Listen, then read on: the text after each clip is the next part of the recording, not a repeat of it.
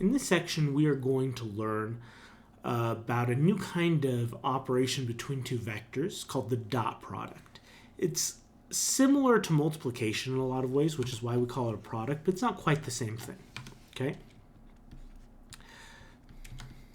So let's let u and v be two vectors. We could notate this by saying let u and v be in the set of n-dimensional vector space.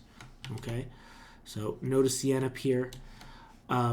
This n could be any number. It could be 2 if you're in a two-dimensional vector space. It could be 3 if you're in a three-dimensional vector space. That's mostly what we work with in this class. But this definition works for however many dimensions you're working with. Okay, and we need to talk about the components of these vectors. So I'm going to define u as the vector with components, u1, u2, and I'm going to keep going until I have all of them. Since it's in an n-dimensional vector space, I'll have n components, right? If it's just a two-dimensional vector space, it's just u1, u2. If it's a three-dimensional vector space, it's u1, u2, u3, and so on, okay? And then we'll define v similarly. Let v equal the vector with components v1, v2, all the way to vn.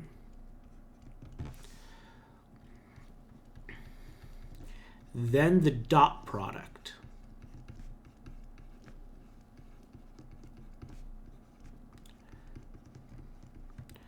Between u and v is defined as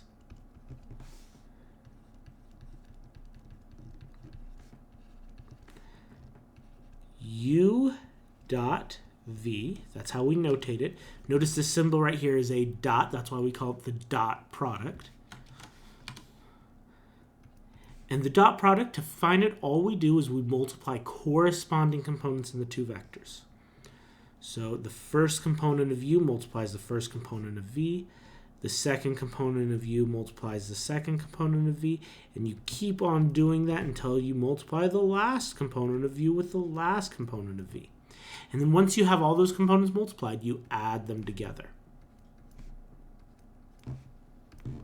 Okay?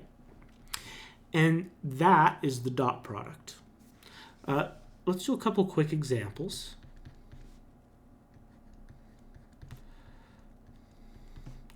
So let's let u equal 2, -3, and v equal 4, 1.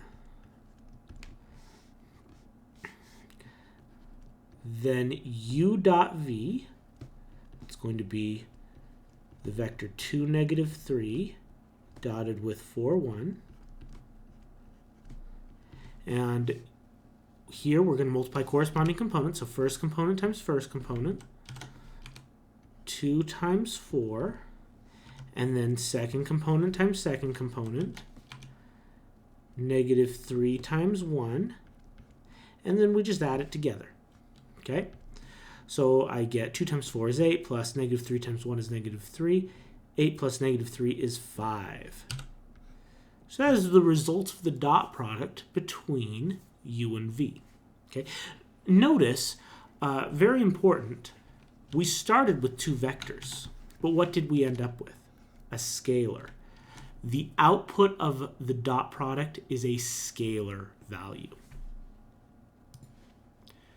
The dot product has a lot of properties that standard multiplication also has. And that's not surprising when you realize that the dot product, multiplication, standard multiplication is a big part of that, right? You multiply corresponding components. A good old-fashioned multiplication. Okay, then you add them together. So there is a little bit extra going on, but standard multiplication is a big part of the dot product. And so we could easily see why we would have, for example, the commutative property. The commutative property allows us to commute the two factors we have here, the two vectors we have here. Okay, u dot v is the same as v dot u. We could switch them. And we could see why that would be true here, because standard multiplication is commutative. And so if all I do is switch each of these, then obviously I'd still have the same thing, right? The distributive property.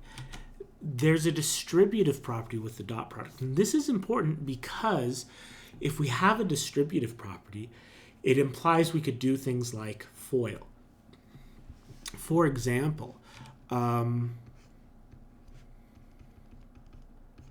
if I have u plus v, and I take the dot product of that with u minus v, then what I could do, because I have the distributive property, I could take all of this and I could distribute it in. Right? Just the distributive property, I'm just distributing. Okay? So I take this whole composite vector, and I say that u plus v, and then I distribute it to the first vector, and then u plus v, and I distribute it to the second vector. Okay? And then just distribute one more time. So distribute the u there, distribute the v there, and I get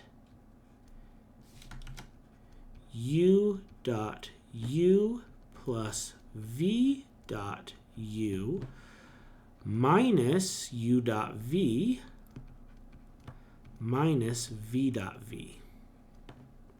And because we already saw that the dot product is commutative, v dot u and u dot v are the same thing. And since this is plus and this is minus, they cancel, leaving us just u dot u minus v dot v. Okay? So if we have the distributive property, that means we can FOIL. Okay? We also have the associative property. The associative property says that if we have scalar multiple outside the dot product of two vectors, you could actually move that scalar multiple anywhere you want. I can move it inside, and I could scalar multiply the u first before taking the dot product. Or I can move it over here with a v and scalar multiply that c times the vector v first before taking the dot product. So it doesn't matter whether I scalar multiply or take the dot product first, and it doesn't matter which vector I scalar multiply. Okay? And then we have this property of magnitude. This is a really useful property. If you have the dot product of a vector with itself, then it's just the norm of that vector squared. And all you have to do to show this is evaluate both sides. So if we look at the left side, let's do v dot v. V dot v, let's say v is v1, v2, v3. And I take the dot product of it with itself. Then I just multiply corresponding components. But in this case, those corresponding components are the same components because the two vectors are the same. The first component here is the exact same as the first component here. So I'm going to get v1 times v1, or v1 squared. Second component, v2 times v2, or v2 squared. Third component, v3 times v3, or v3 squared. So after multiplying the corresponding components, I add them together. That's what v dot v is. Okay? And if I look at the norm of v squared, well, the norm of v, if we focus on the norm first, we know that's the square root of the sum of the squares of the components. So it would be the first component squared plus the second component squared plus the third component squared, all under a square root. That's the norm. But then it's squared. So there'll be an additional square out here. And because I'm squaring a square root, that cancels, leaving me just the sum of the squares of the components. And so you could see that these two really are the same, and therefore the dot product of a vector with itself is the norm of that vector squared. And we could use that to tidy this up a little bit more. Okay? Because now we know u dot u is going to be the norm of u squared. Because it's a vector just dotted with itself. V dot v is the norm of v squared.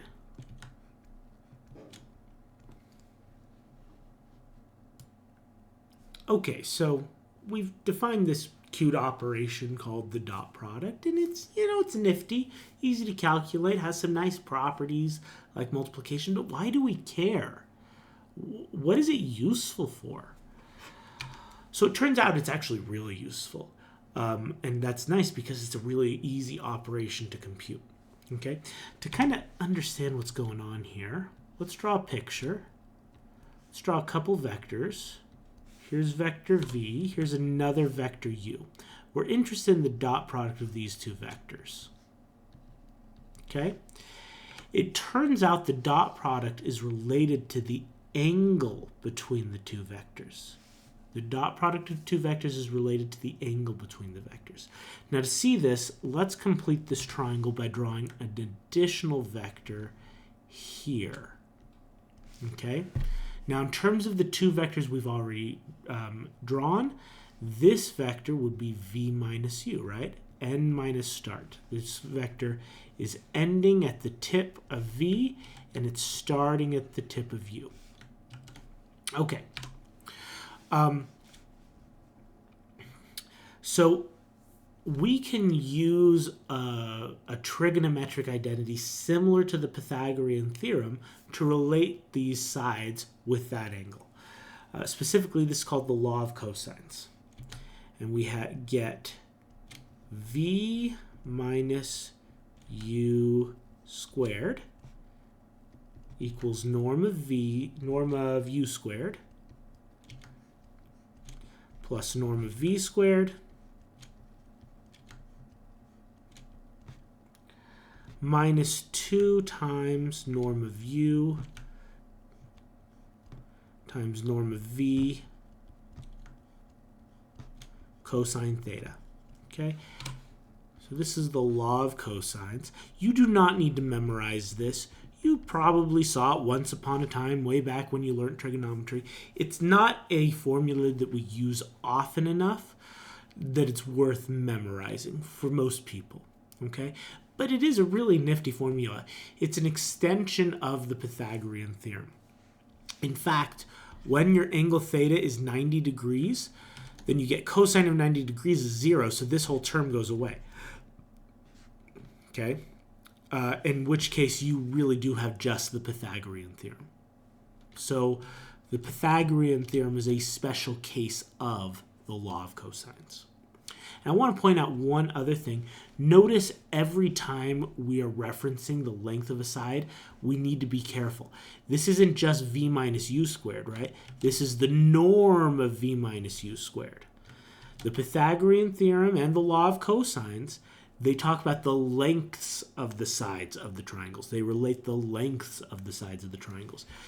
V, u, and v minus u just by themselves, they're not just lengths. They're vectors, direction, and magnitude. So when we plug them into the law of cosines, we need to make sure we're using just the magnitude. So we take the norms. Okay? Now what we want to do is we want to take a look at this guy. This is the most complicated thing here, and so it's going to give us the most traction if we try to manipulate this algebraically, which is usually a good strategy when you're working with an equation or algebraic expression. Focus on the nastiest, gnarliest, most complicated thing first. That usually will give you the most stuff to work with. Okay? All the rest of this is pretty simple. Norm of u squared, norm of v squared, not much we could do there. There's a little bit more going on here, but just stuff multiplying each other. There's no other thing obvious we could do here. Whereas here, we could do something. Okay? So what we're going to do is we're going to take norm of v minus u squared, and this is the norm of a vector squared.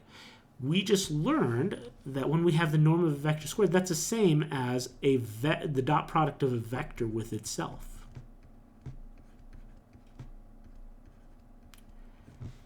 And because the dot product has that distributive property, we could FOIL this. If we FOIL this out, we would get v dot v, first times first, right? Outer v dot negative u, So negative v dot u, inner negative u dot v,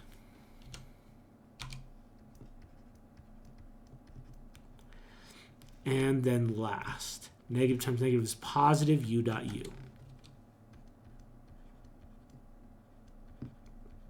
Okay? And now I notice I have a vector multiply, or the dot product of a vector with itself. I have the dot product of a vector with itself. When that happens, that's just the norm of that vector squared. So I get the norm of v squared here. And then at the end, I'll have the norm of u squared. And then in the middle, negative v dot u and negative u dot v, they're the same thing because of commutativity, right? V dot u and u dot v are the same. So I'll just get two of these guys. So negative 2 times u dot v. Okay, so I am going to replace in this law of cosines equation, norm of v minus u squared, I'm going to replace it with this expression. And then we're going to simplify and see what we get. Okay, so plugging this in here and then getting it out, we're going to get norm of v squared minus 2 u dot v plus norm of u squared. That's the left-hand side. That's what this turned into. And on the right-hand side, I have norm of u squared plus norm of v squared minus 2 times norm of u times norm of v cosine theta. Okay, and right away you could see some simplification, can't you? Because I've got norm of v squared on the left side, I've got norm of v squared on the right side. If I subtract it from both sides, it'll go away. Okay, similarly, I've got norm of u squared on the left side of the equation. I've got norm of u squared on the right side of the equation. If I subtract this from both sides of the equation, then it goes away.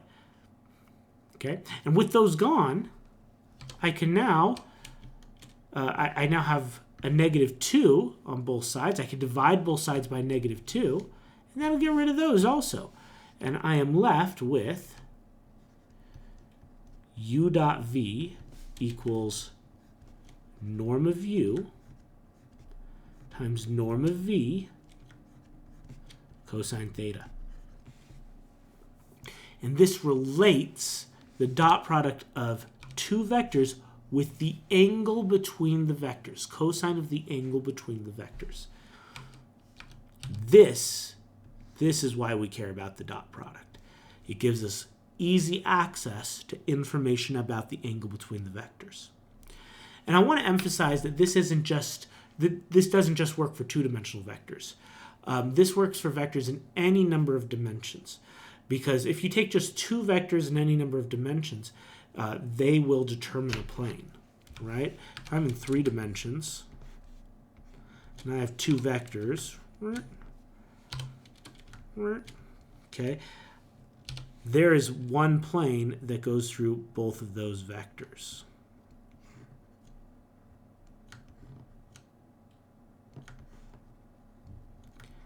And so we would be looking at the angle between those vectors in that plane. Okay, so no matter how many dimensions you're working with, you could think about the angle between two vectors. And the dot product allows us to access it easily. Let's take a look at an example. We have two vectors, A and B, and we want to find the angle between these vectors. Okay, so using what we just learned about dot products, we know that the dot product between vector A and vector V is equal to the norms of those vectors, the lengths of those vectors,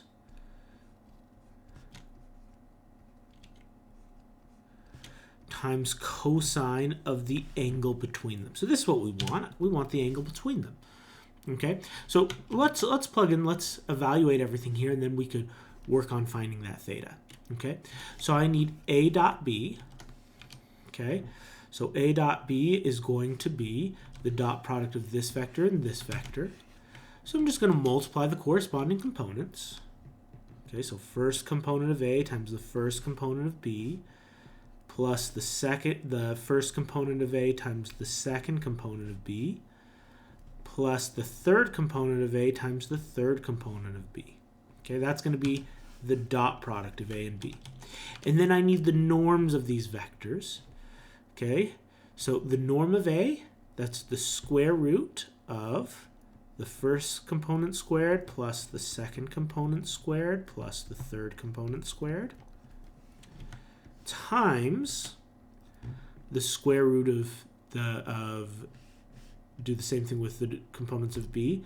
First component of B is 0 squared plus the second component of B is 5 squared plus the third component of B is negative 2 squared.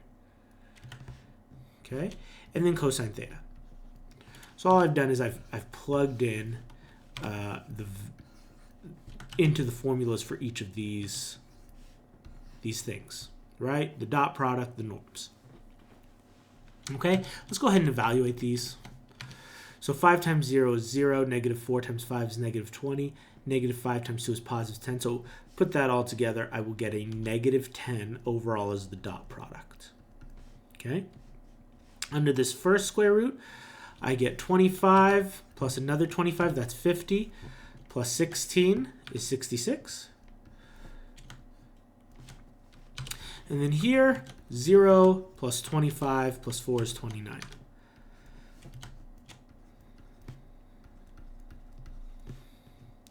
And so we're really looking for theta. So let's start by getting cosine theta by dividing by these guys to the other side.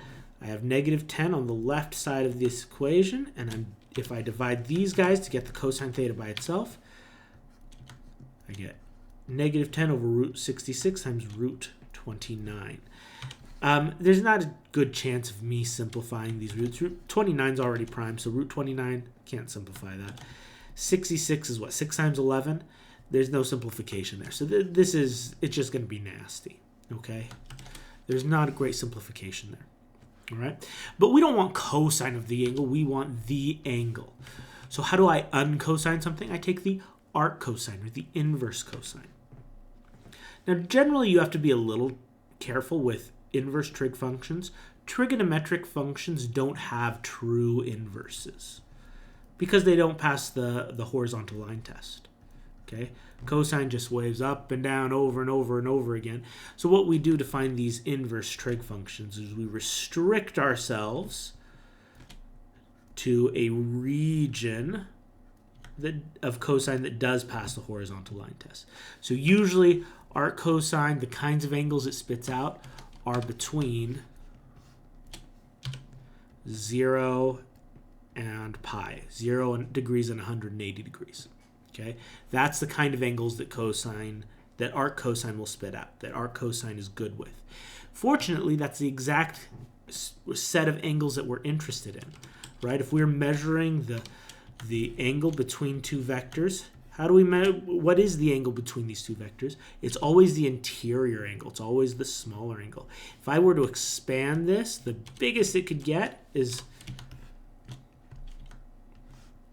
180 degrees, right? That's the biggest angle it could be. If I go further, if I make this angle go a little further, this isn't the angle I use this one, right? I always use the smaller angle. That's what theta is, okay? So arc cosine will work, no problem. All right? So technically we have our answer, okay? This nasty expression, that's our answer. If we want an exact answer, we would need a calculator. This is not something we can do in our heads, right? So I could pull a calculator in here. We could do this real quick. So we need arc cosine. So you could either find the function or you could just type it in yourself. Arc cosine of, and then just type in the fraction, negative 10 over square root of 66 times square root of 29. Okay, and there it is. Notice this would be the degrees. So this is 103.2132 degrees, and I know that because the degree option is chosen here. if I want radians, I need to make sure I choose that in the calculator settings here. Okay, so in radians, it's about 1.014 radians. Okay? So now we have this really lovely property that when we take the dot product of two vectors, we get the products of the norms of those vectors, norm of u times norm of v, times the cosine of the angle between them. And having access to the cosine of the angle, that turns out to be a really useful thing to be able to access easily. We could do a lot of neat stuff with it. Okay? For example, here's an important thing we can do with it. Imagine the dot product of two vectors is 0.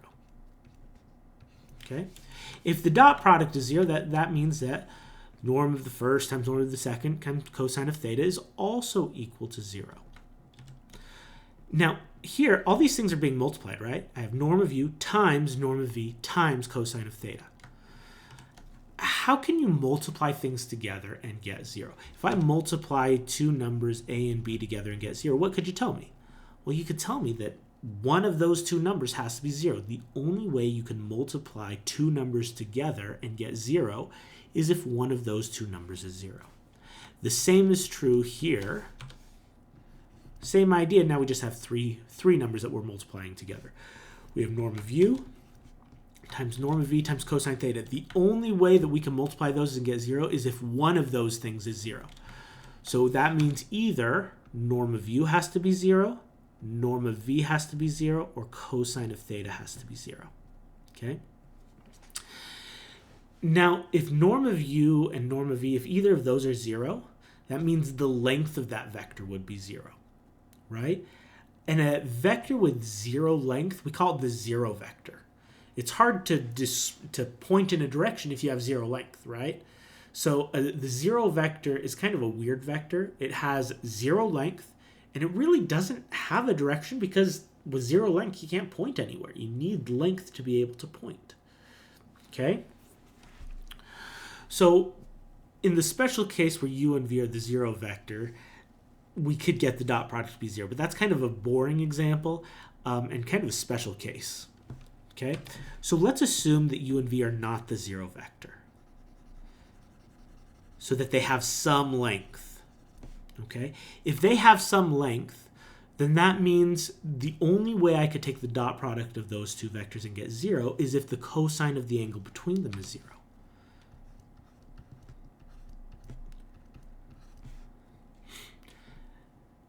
So what would theta be if the cosine of theta is equal to 0? Well, keeping in mind that theta would have to be between 0 and 180 degrees because that's the widest that two vectors could open, right? Is going in exactly opposite directions. So we have to stay somewhere between 0 and 180 degrees. Then the only value of theta that would give me cosine of theta equal to 0 is when theta is equal to pi over 2 radians, or 90 degrees, okay? Which means that if I have two non-zero vectors and the dot product of those vectors gives me 0, I immediately know that they are meeting at a 90-degree angle, that they are perpendicular to each other. That's an important result. It gives us a real easy way to test if two vectors are perpendicular. So let's summarize that result. Let u and v be n-dimensional vectors. This works for any number of dimensions, 2 or 3 or 17, right? So whatever n you choose. And let's let them be non-zero vectors.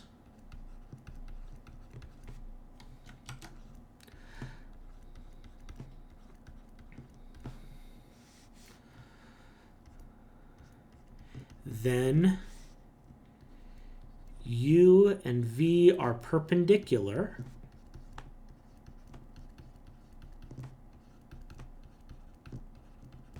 if and only if what? If the dot product of those two vectors is 0. If the dot products of the two vectors are 0, then they are perpendicular. We even actually give it a special name. There's another word that means for most purposes, the same thing as perpendicular, though it can be used a little more generally. We also say U and V are orthogonal.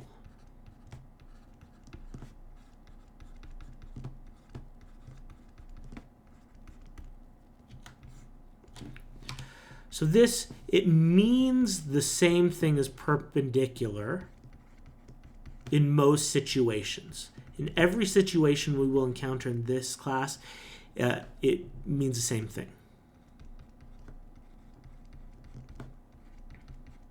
If you continue on with mathematics after this class, you may get to higher mathematics, where we extend the ideas of vectors to spaces that don't have as much of a geometric interpretation. Perpendicular really has a geometric interpretation. It means they meet at 90-degree angles. But when we have these spaces that don't have a geometric interpretation, we could still do something that's like having a dot product equal to 0. But since we don't have a geometric interpretation, we don't call it perpendicular. We give it this other name, orthogonal. So this is a little bit more general of a word. Again, for the purposes of this class, perpendicular and orthogonal mean exactly the same thing. You want to sound a little fancier? Use the word orthogonal. The essence, though, is if we take the dot product of two non-zero vectors and we get 0, that means the two vectors must be perpendicular to each other. They have to be meeting at a 90-degree angle. There is another really useful thing that we can use the dot product to tell us. In fact, we use it to tell us it all the time in this class. But to understand what's going on here, let's first go back to how we represent vectors using components. Okay, so let's stick to 2 dimensions for now. And let me draw a vector here. Let's call this vector W. How do I represent W? Draw some tick marks here for reference. Okay. Well, I represent W by looking at how far it goes in the x direction and how far it goes in the y direction, right? I break it into components. In this case, it's going 1, 2, 3 units in the x direction. It's going 1, 2 units in the y direction. And so I can write that W is equal to 3, 2. And these are the components of W. And I understand that this 3 means how far it's going in this direction. Make it a little bigger so we could really see it. This direction. Okay? And the 2, well, that's how far it goes in this other direction. But there's nothing inherently special about those 2 directions. They're convenient to use, but there's nothing inherently special about going this way or going this way. And sometimes it is useful to describe a vector in terms of components pointing in other directions. Okay? So let me give you an example here. So let's say we have vector v here. Now I could describe v going in the x direction and then going in the y direction. Okay, but say I'm interested in how to describe it in a different direction. So let's take another vector pointing, say, this direction. Let's call it u. And say I want to break up v into components so that one of those components is going in the direction of u. Okay, so now instead of just going this way and this way, I'm going in the direction of u, and then one direction that's completely perpendicular or orthogonal to vector u. Okay? How can I find this component going in the direction of u? Well, it turns out I can find that component pretty easily using the dot product. And let me illustrate. Let's derive it. Let's find the component of v in the direction of u? What is the component of v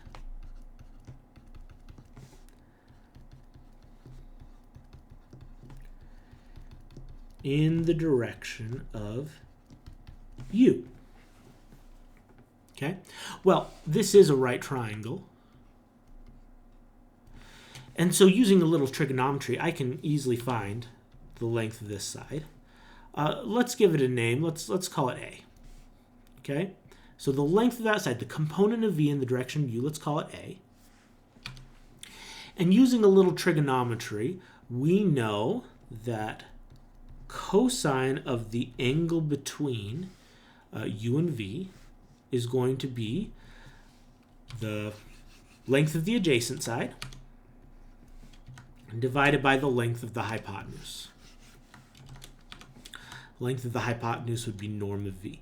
So if I want to find the component of v in the direction of u, all I've got to do is find A, so just move that norm of v over to the other side. Okay? And I'll rearrange things to get A over here by itself. Norm of v cosine of theta. Okay? So the component of v in the direction of vector u is norm of v times cosine theta. And that does look very similar to the dot product, doesn't it? Because if we remember, u dot v is equal to norm of u times norm of v times cosine of theta. This part is the component of v in the direction of u. So let's just get rid of this by moving it to the other side. Okay? And that means that norm of v cosine of theta is u dot v over norm of u. Okay? Which means that the thing we're looking for, the component of v in the direction of u, the length of this guy, how much of v is going in the direction of u, is just the dot product of the two vectors divided by the norm of u. Okay? Now, I want to point out something. We're dividing by a scalar. We could think about this as multiplying by a scalar. 1 over norm of u times u dot v. Okay? And I could move the scalar around by the associative property of the dot product, right? Scalar multiplication and the dot product are associative. I can move this in wherever I want. So I can, for example, move it in so that it divides the u first. Okay?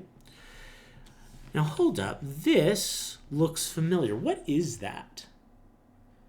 That's what we do if we want to normalize a vector. Okay? This guy right here is a unit vector.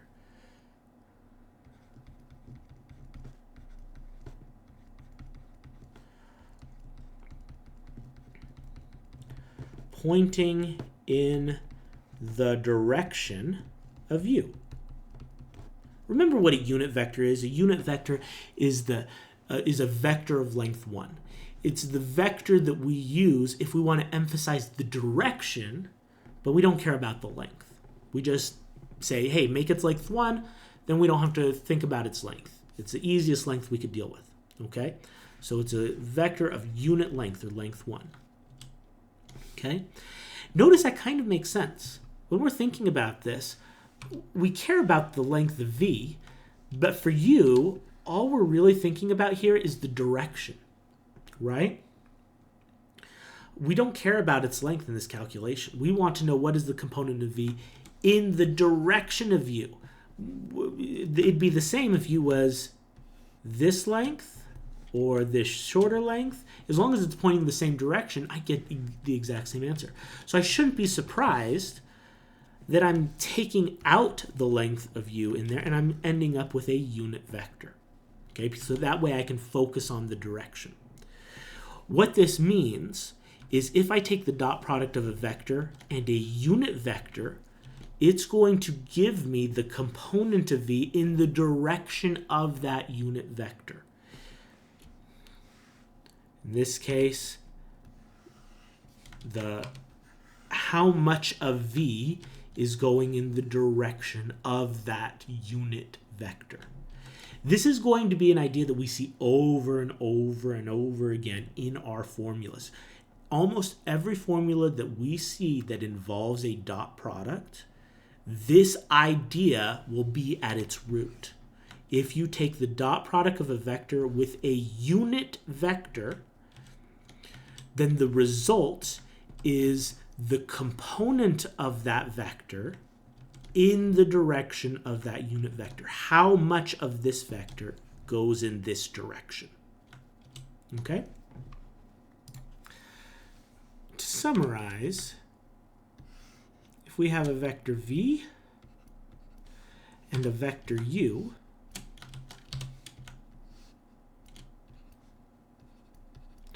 we could find the component of v in the direction of u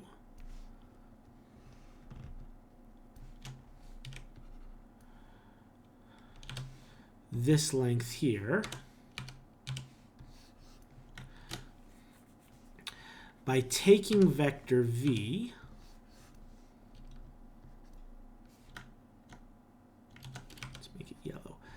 vector v and taking the dot product of the unit vector pointing in the direction of u. I normalize u because all I care about here is the direction of u. I don't care how long u is. I want to know how much of v is in this direction. I don't care about how long u is. I just care about the direction it's pointing in. And that's why I'm using a unit vector here. And that gives me the component of v onto u. Okay, so this is the component of v onto u.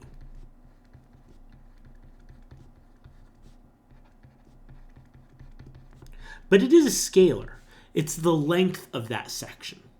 What if we wanted to find a vector with that length pointing in that direction?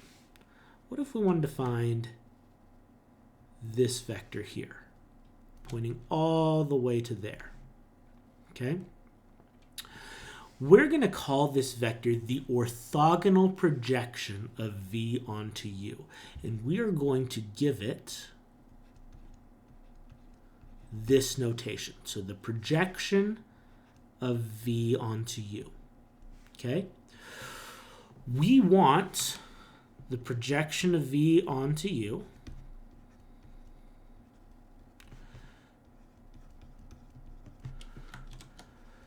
should have length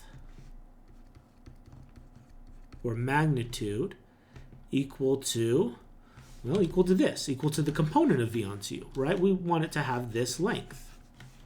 So it should equal to v dot u over norm of u. Okay, and what direction should it be pointing? It should be pointing in the direction of u.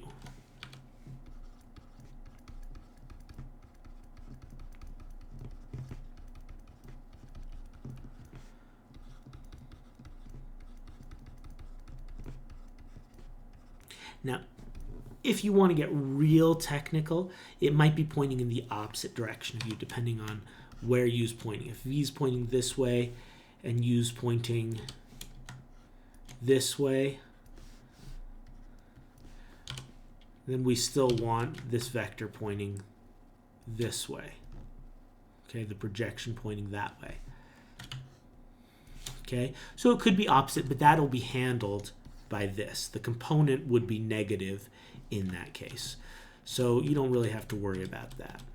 Okay, this is essentially what we want. This is the big idea. There's some fiddly stuff underneath if you want to get technical. Okay, but this is just about going to give me what I want. Okay, so the projection of v onto u, we want this length in this direction. How do we get that? Okay, well, all the vector is length and direction. So if I have the length and I have the direction, I can easily find the projection, the orthogonal projection.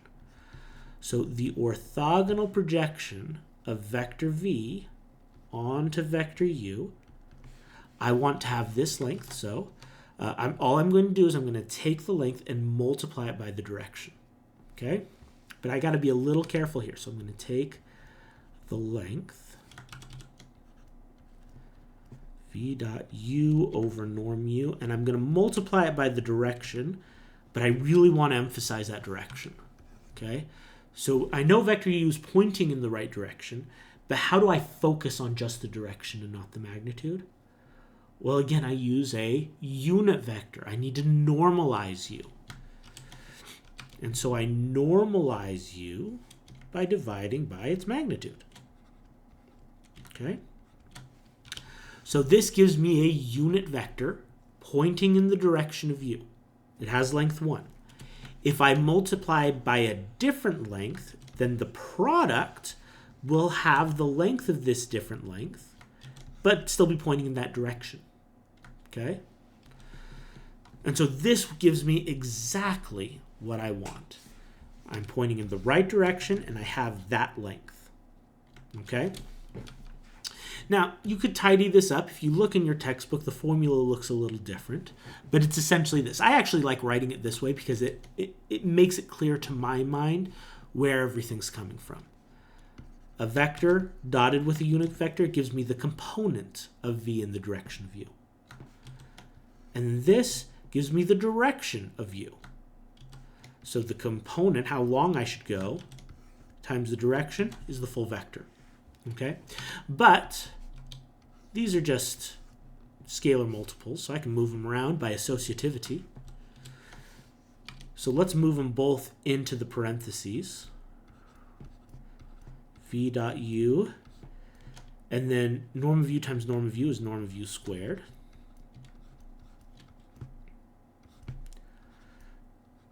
Times u. And then norm of u squared, remember, if you have a norm of a vector squared, it's just the dot product of the vector with itself. So often you will see the formula for this written this way.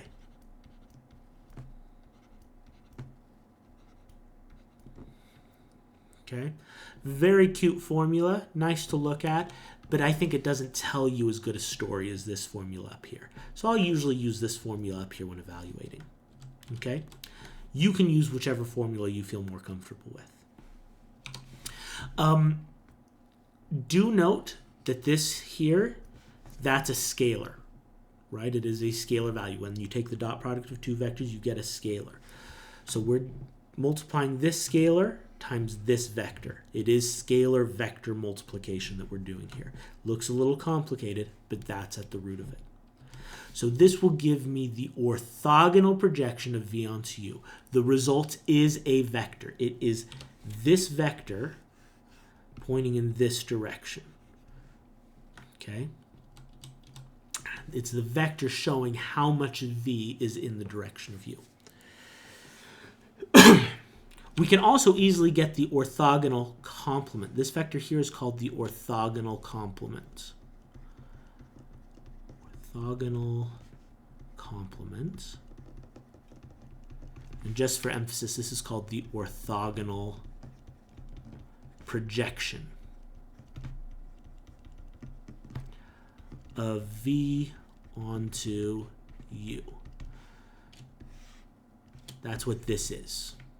Okay? Once we have the orthogonal projection, once we have this, which we just derived the formula for, we can easily find this orthogonal complement, the vector going in the other direction that's at a 90-degree angle to vector u here, because it's just, we could just do end minus start, right? It's just the difference between these two vectors. It's the vector that completes the triangle. So we want this vector to end up at vector v, and it's starting at the tip of the purple vector, which is the orthogonal projection.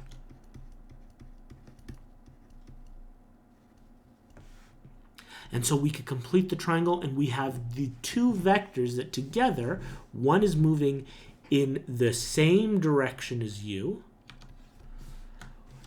Okay, that's the orthogonal projection. One is moving completely in the opposite direction of you, completely orthogonal to you. That's the orthogonal complement. And together, when you put them together, you get vector v. If you add them together, you get vector v. And so you can reconstruct v as something going in this direction and something going in this direction for any direction you choose. Let's take a look at this example. We have two vectors, a and b.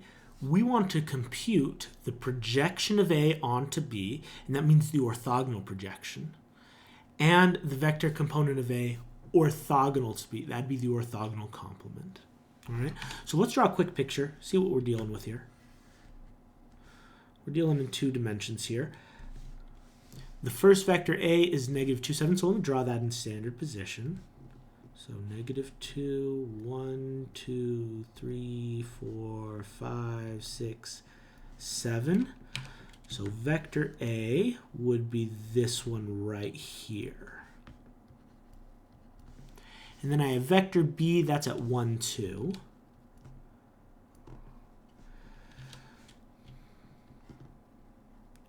And that's, let me do a different color, that's this vector right here. Okay, so I want to know the orthogonal projection of a onto b. I want to know the vector that points in the direction of b, how much a goes in that direction. Okay, so I want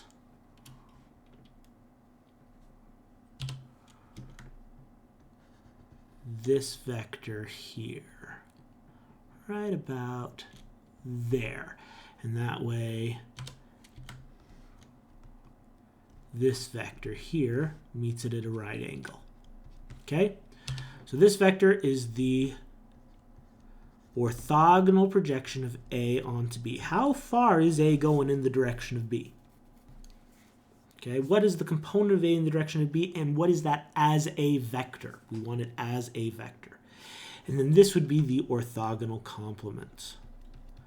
Orthogonal complement. That's the other thing it's the problem's asking. Complements.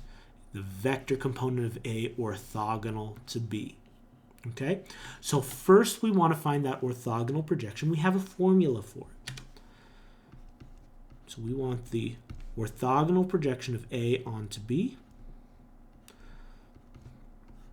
Okay? And so what I'm going to do is I'm going to take the dot product of a and b, but I don't want all of b. I want to focus on just the direction of b. I don't care how long b is. So I take vector a dotted with vector b normalized. I turn it into a unit vector by dividing by its norm. Okay? That tells me the component of a in the direction of b. And now I need the vector to tell me the direction. Okay? So to focus on the direction, I want to go in the direction of b. So again, I take vector b and I normalize it. Okay? All right, so I need to take a dot product. I need to divide by the norm of b. So let's get started. Okay? So let's start by taking the dot product of a and b. I could leave the norm off until after I take the dot product. So the dot product of a and b, first component times first component, negative 2 times 1, plus second component times second component, 7 times 2. That's the dot product of a and b. Okay, I'm going to divide by the norm of b. Norm of b is the square root of the first component squared plus the second component squared of b, of vector b. So that's the interior here. Now let's multiply it by the outside here. I have vector b, and that stays a vector. 1, 2. And I divide by the norm of b, which is exactly the same thing as I have here. Square root of 1 squared plus 2 squared. Okay? Now just complete the arithmetic. So I have negative 2 plus 14 is 12 on top, divided by 1 plus 4 is 5, so I get square root of 5. But then I'll also get square root of 5 here. I'm going to go ahead and combine them. Square root of 5 times square root of 5 is 5. Because it's a scalar, I can move it in here if I want to. Multiply them together. And then that leaves me with a vector on the outside here. Okay? In fact, let me drop the parentheses.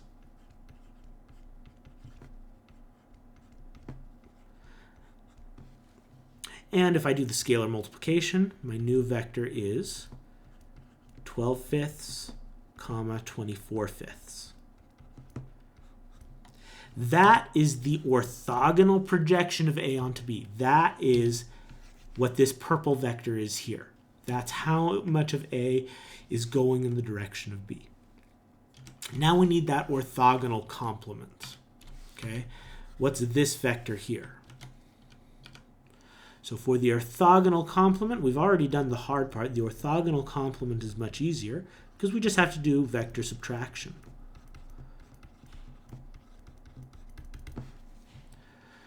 I want a vector that ends up here and starts here. So I do n minus start. So vector A minus the projection of A onto B. So the orthogonal complement is where I end up, vector A, minus where I start, which is the projection of vector A onto vector B. Vector A, if I go back up here, it was negative 2, 7.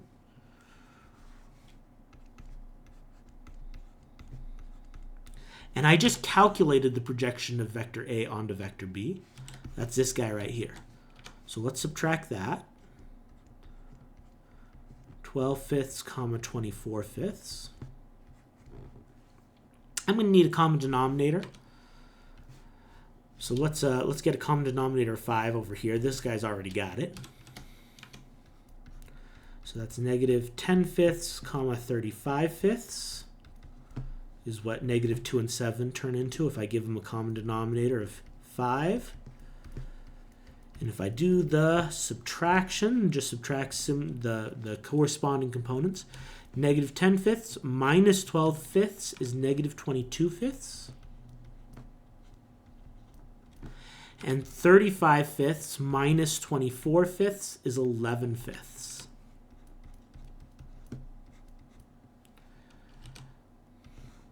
And so that is the orthogonal complement of the two vectors.